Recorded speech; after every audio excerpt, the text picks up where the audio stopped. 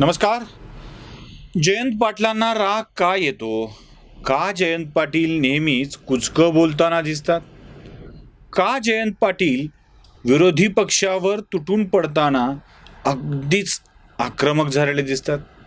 म्हणजे बघा, इतर नेते आक्रमक भाषा बोलतात, जयंत पाटील नेहमी कुत्सित भाषा बोलताना दिसतात.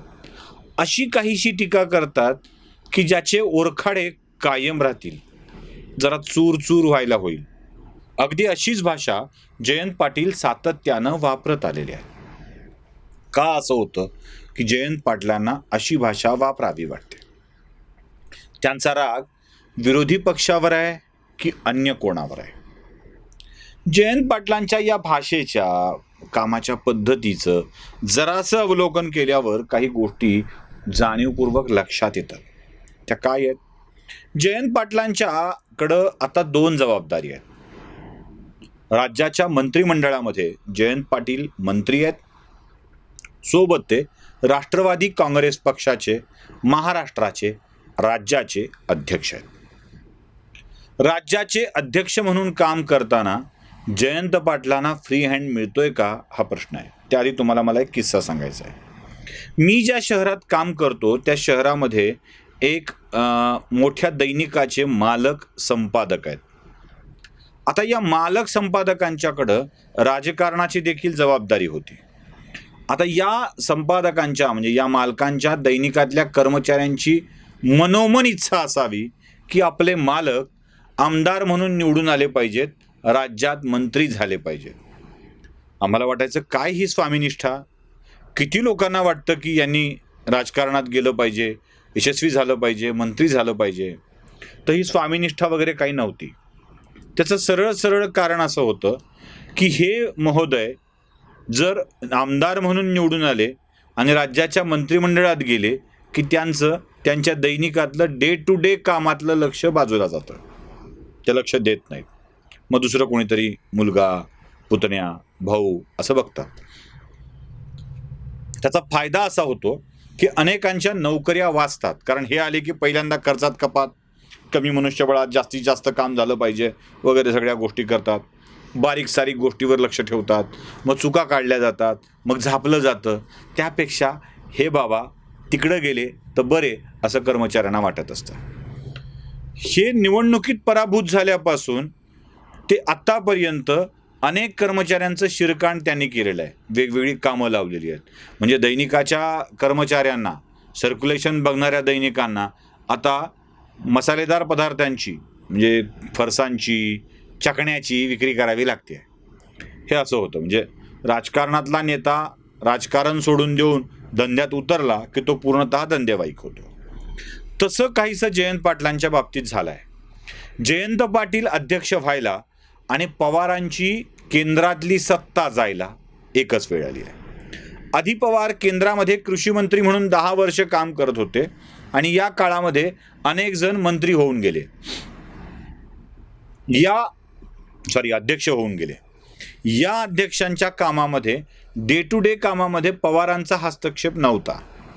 आता पवारांनी उतरतं वय लक्षात घेऊन आपल्या मुलीला राज्यात प्रोजेक्ट करायचं ठरवलेलं आहे.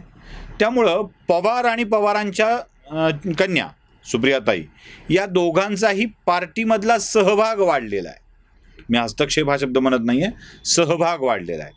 आता सिनियरिटीमध्ये 2-3 वर असल्यावर तिसऱ्या क्रमांकाला विचारणार आहे कोण? तसं पहिले शरद पवार, दुसऱ्या सुप्रिया सुळे, तिसरं अजितदादा. आता अजितदादांचं राष्ट्रवादीतलं स्थान काय याविषयी अनेकांच्या मनामध्ये शंका आहे, तशा त्या आमच्या मनामध्येही आहेत. पण तरी आपण अजितदादा प्रभावी आहेत असं गृहीत धरूया.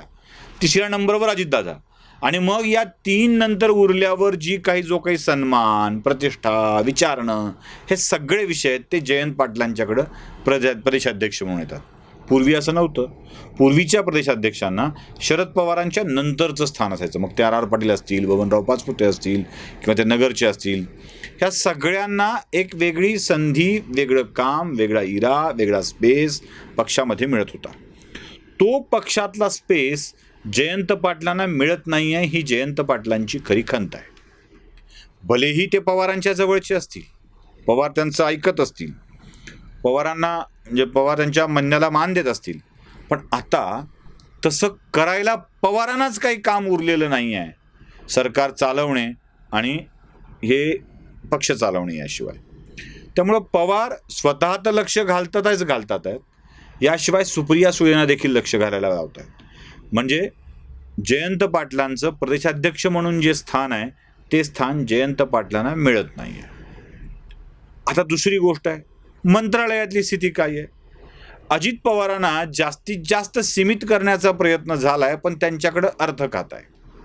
जयंत पाटलांच्याकडं पाटबंधारे खातं आहे. जे पाटबंधारे खातं युती सरकारच्या अगोदर अजित पवार आणि तटकरे यांनी सांभाळलेलं आहे. याच पाटबंधारेतल्या कामांवरती मोठा गदारोळ झालेला होता. आता ही कामं नीट सुरळीत पार पाडण्यासाठी अजित पवारांना जी काही ताकद लावायची ही ताकद त्यांच्या पाटबंधारे विभागात लावत आहे. मंत्री म्हणून जयंत पाटलांना काम करताना अजित पवारांचा सल्ला, अजित पवारांचं मार्गदर्शन आणि अजित पवारांचा हस्तक्षेप सहन करावा लागतोय. प्रदेशाध्यक्ष म्हणून काम करताना जयंत पाटलांना शरद पवारांचा सल्ला, शरद पवारांचं मार्गदर्शन नाईलाजानं सहन करावं लागणारच आहे. त्याशिवाय सुप्रिया सुळेंचा हस्तक्षेप देखील या सगळ्या प्रकारात सहन करावा लागतोय. अधिकार तर सगळे आहेत, पदं तर सगळी हातात आहेत, पण जयंत पाटलांना आपलं काम मात्र मोकळेपणाने करता येत नाही. म्हणजे मंत्री असून फायदा नाही, अध्यक्ष असून सन्मान नाही. अशा दोन्ही स्थितीमध्ये जयंत पाटील चांगलेच अडकलेले आहेत. आता या अडकलेल्या जयंत पाटलांना आपल्या मनातली खदखद कुठेतरी व्यक्त करावी वाटतेच की. मग ते कुठे व्यक्त करणार. बरं, ती साठवून त्या खदगदीचं खत होऊन गेलंय. आता खत होताना दुर्गंधी, कुजणे तर होणारच. आता हेच कुजलेपण म्हणजे विचारांचं कुजलेपण म्हणतोय आम्ही, त्यांच्या मनातलं जे साठलेले विचार आहेत त्याचं कुजलेपण कुजक्या स्वरूपातच त्याची अभिव्यक्ती होणार आहे. त्यामुळं जयंत पाटील जी भाषा वापरतात ती का वापरतात याचा शोध त्यांना मिळत नसलेल्या संधीपर्यंत जाऊन पोहोचतो. मग जयंत पाटलांची जी काही भडास आहे, जो काही राग आहे, जी काही आग आहे, ती सगळीच्या सगळी व्यक्त होते ती विरोधकांवरती. कारण पक्षातल्या कुणावर बोलणार हो, सगळ्यात मोठा प्रश्न तर तोच आहे. बरं, जिल्ह्यात सुद्धा इतके नेते आहेत की त्या प्रत्येकांना सांभाळता जिल्ह्यात सुद्धा यांना आपला सन्मान अबाधित ठेवणं खूप कठीण आहे. म्हणजे एकटे त्यांच्या जिल्ह्यात ते एकटे असं नाही आहे. आर पाटलांचं प्राबल्य वेगळं आहे, अन्य मंत्र्यांचं प्राबल्य वेगळं आहे, परत पृथ्वीराज चव्हाणांचं प्राबल्य वेगळं आहे. या सगळ्यांना सामावून घेता ते सगळ्या जिल्ह्याचे नेते होऊ शकत नाहीत. ते पक्षाचे नेते म्हणून स्वतंत्रपणे काम करू शकत नाहीत, ना ते मंत्री म्हणून काम करू शकतात. ही खंत जयंत पाटलांच्या मनामध्ये खदखद बनून आहे आणि हेच साचलेपण कुजतंय आणि ते कुजलेलं लेकी बोले सुने लागे या प्रकारातून व्यक्त होत आहे. बोलायचं विरोधकांना, रोख तर विरोधकांवर ठेवायचा, पण खरा रोख मात्र आपल्याच मंडळींवरती असतो, अशी जयंत पाटलांची सध्याची स्थिती झालेली आहे. ते लवकरच या स्थितीतून बाहेर पडोत या प्रार्थनेशिवाय आपल्या हातात तरी बाकी काय उरलंय. व्हिडिओ आवडला असेल तर लाईक करा, शेअर करा, सबस्क्राईब करा, बेल आयकॉन दाबायला विसरू नका. धन्यवाद.